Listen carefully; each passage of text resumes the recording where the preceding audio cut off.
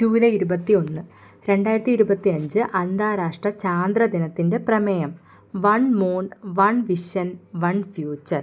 2025 അന്താരാഷ്ട്ര ചാന്ദ്ര ദിനത്തിൻ്റെ പ്രമേയം one moon, one vision, one future. ലോകത്തിലെ ആദ്യ മഴ മ്യൂസിയം നിലവിൽ വരുന്നതെവിടാ? മൗണ്ട് സിൻറാം. ലോകത്തിലെ ആദ്യ മഴ മ്യൂസിയം നിലവിൽ വരുന്നത് മൗണ്ട് സിൻറാം. 2025 ലോകമാന്യ തിലക് അവാർഡിന് അർഹനായത് നിതിൻ ഗഡ്കരി. 2025 ലോകമാന്യ തിലക് അവാർഡിന് അർഹനായത് നിതിൻ ഗഡ്കരി.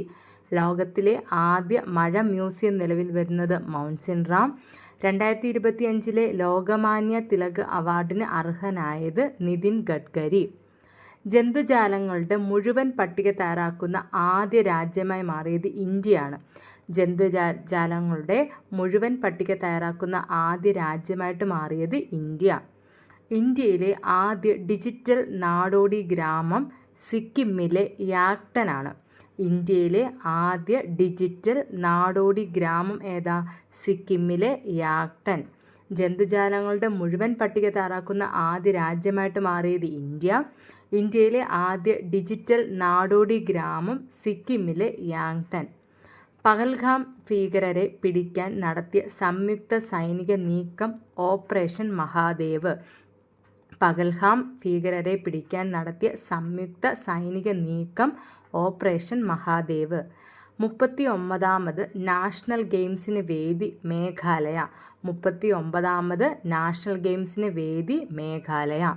2025 അന്താരാഷ്ട്ര ചാന്ദ്ര ദിനത്തിൻ്റെ പ്രമേയം one moon, one vision, one future.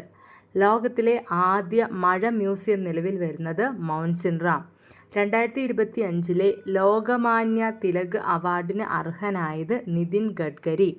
ജന്തുജാലങ്ങളുടെ മുഴുവൻ പട്ടിക തയ്യാറാക്കുന്ന ആദ്യ രാജ്യമായി മാറിയത് ഇന്ത്യ.